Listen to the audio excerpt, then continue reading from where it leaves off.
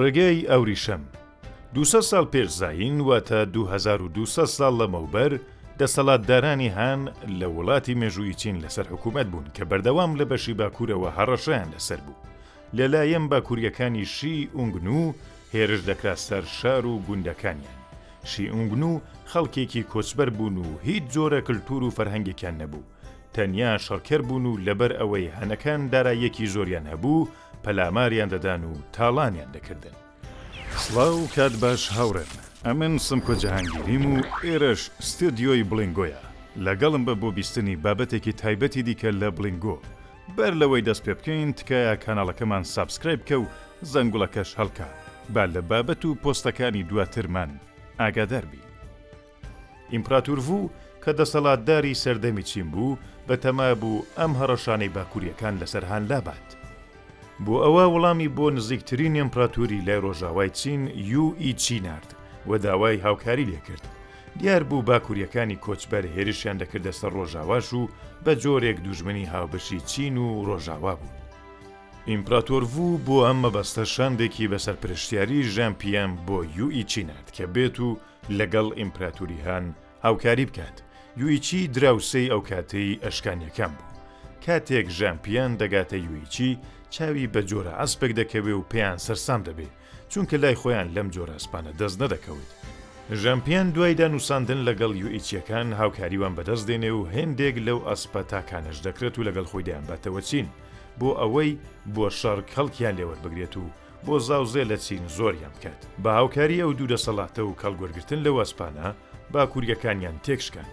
با لێی بگەڕێنەوە بۆ بەسەرهاتی ئیمپراتۆر ڤوو کە زانی لە وڵاتێکی قەراخۆی ئەم جۆرە ئەسپە چاکانە بەخێو دەکرێن و پێیان نەزانیوە. بۆچی بێخەبەر بوون؟ هۆکاری ئەو بێخەبەربوونە هەستەمی ڕێگاوبانی ناوچە شاخاویەکانی تەبەت لە خوارەوە و کۆچبەرە درەندەکانی باکوور بوو کە ئەم ناوچەیان بە گژی داگر بوو. بۆ پەیوەندی لەگەڵ ڕۆژاوا بڕیاریدا ڕێگایەکی گەورە لە چینەوە بۆ ڕۆژاوا لێدات.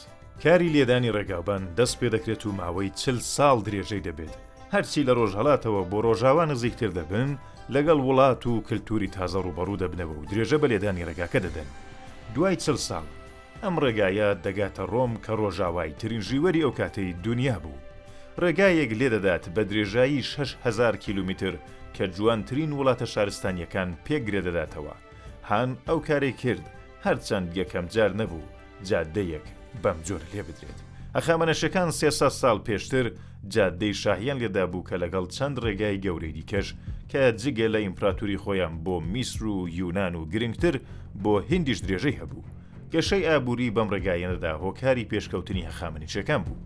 دەبێ ئەوەش بزانین کە پێش هەخامنشەکان هیچ ئیمپراتوریەکی ئاوا مەزم پێک نەهات بوو چونکە پێشتر ڕێگاوبانی لەم جۆرەیان نەبوو. بۆیە هەر کەس ویستبای حکوومەتێکی ئاوە بەرفراوان دروست بکات لەبەر کێشەی هاتوچۆ نەیدەتوانی پێی ڕابگات و بە خێرایی لەناو دەچوو. ڕۆمیەکانی شێوازی هەخامنشەکانیان گرتەبەر. ویلایەتێکی زۆریان دروست کرد کە لەلایەن حکوومەتی ناوەندیەوە ئیدارە دەکران و بۆ ئەم مەبەستەش ڕێگاوبانێکی زۆریان لێدا بۆ ئەوەی پەیوەندیان لەگەڵ پارێزگاکان هەبێ. با بڕین بۆ 300 ساڵ دواتر سەردەمی ئەشکانیەکان. لەو سەردەمەدا ڕێگای ئاوریشەم بە تەواوی پێک هاتووە و هەموو وڵاتە شارستانیەکانی بەیەکەوە گرێداوەتەوە. بۆچی بەم ڕێگایە دەڵێن جادەی ئاوریشەم؟ لە ڕاستیدا ئەم ناوە تازەیە و ئوروپاییەکان لە سەدەی 19دا دایاناوە، بەڵام ئەو نێولێنانە هۆکاری هەبوو چونکە یەکێک لە گرنگترین کەلوپەلەکانی بازرگانی کە لە چین ڕادەگوازرایەوە ئاوریشەم بوو. باشە چین ئەو هەموو ئاوریشەمەی هەبوو مەگەر ئاوریشەم لە کرمێکی تایبەت وە دەست نایەت. بۆچی ڕوومیەکان بۆ خۆیان بەرهەمیان نەدێنا؟ چونکە نەیان دەزانی. تەنیا چینیەکان توانایان کارەیان هەبوو، زانیاریەکەیان لای خۆیان ڕاگرت بوو، وردەکاری بەرهەمهێنانیان بە کەس نەدەگوت. ئەو ڕۆگوتنی مافی کۆپیڕایتیان بەخۆیان بوو. بەو ڕێگایەدا نەتەنیا کەلوپەلوکە لە بازرگانیەکان بەڵکو و کللتورەکانیش دەگوازرانەوە. دابوو دەستورەکانیش لە نێوانیاندا ئاڵوگۆڕ دەبوو. ڕێچکەکانی جادەی ئاوریشەم بۆ سەدان ساڵ و جاروبار بۆ شەڕەکانیش کەڵکیان لێوەرگیراوە. بەڵام هێمنایەتی ئەم ڕێگایەت چۆن دابین دەکرا؟ لەم ڕێگا دوور و درێژەدا زۆر شوێنی مەترسیدار هەبوو کە دز و جەردەکان لەوێ چاوەڕێی کاروانەکان بوون کە زۆرتر لە وڵاتە چۆڵ و بچووکەکاندا بەدی دەکران کە هەڕەشەیەک بوون بۆ سەر کاروانەکان لەم ناوچەیەدا.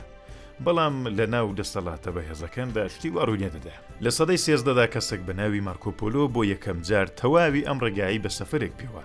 مارکۆپۆلۆ لە شاری وێنیزرا کە ئەو دەم وڵاتێکی بچووک و سربەخۆ بوو بە هەموو ڕێچکەکاندا سەردانی زۆربەی شارە گرنگەکان دەکات. دەچێتە چین و ساڵانێکی زۆر لەوێ دەمێنێتەوە و لە گەڕانەوەیدا سەردانی شارگەلێکی زۆرتر دەکات.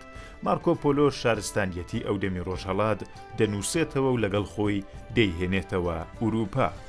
ئەوە گرنگترین کارێک بوو کە ئوروپایەک تا ئەو ڕۆژە کردوێتی و کەسی تر نەیتوانی بوو بیکات. چونکە پێش سەفەری مارکۆپۆلۆ ئەم زانیاریانەی لە ڕۆژهەڵات بوون لە ڕۆژاوا خەبەریان نەبوو. مارکۆ بە ڕۆژاوای نیشاندا کە ڕۆژهەڵات چەندە پێشکەوتووە.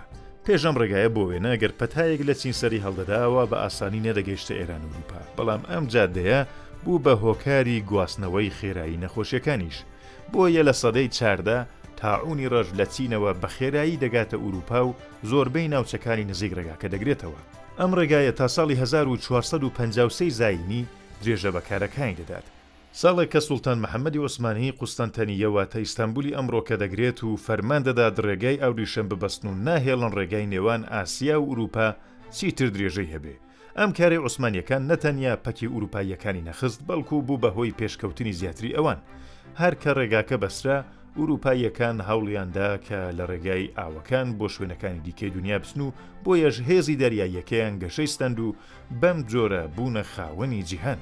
40 ساڵ دوای داخستنی ڕێگای ئەوریشەم ئوروپاییەکان دەگەنە کیشوەری ئەمریکا و کریستۆف کلۆمب ئەمریکا دەدۆزێتەوە. ئەگەر عوسمانیەکان ئەم ڕێگایان نەبەست بە ئوروپاییەکان تا ئەو ڕادەیە گەشەیان نەدەکرد، یان ڕۆژهەڵاتیش بە پەیوان گەشەی دەکرد. ئەم جادەیە بۆ سەدان ساڵ ئاڵوگۆڕی ئابووری جیهانی پێکێنا بوو، نەتەنیا ئابووری بەڵکو و کولتور و زانیاریش. ئەم ڕێگایە هیچ کات نەکرایەوە و چونکە دۆخێکی وا پێش نەهات کە هەموو ئەو وڵاتانە پێکەوە بازرگانی بکەن و ئوروپایەکانیش پێیان خۆش نەبوو گەشە و دەسەڵاتەکەیان لەگەڵ وڵاتانی ڕۆژهەڵات و ئەم ناوچەیە دابەش بکەن. بەڕای ئێوە ئەگەر ڕێگای ئەوریشەم کرابایەوە جیهانی ئێستا چۆن دەبوو؟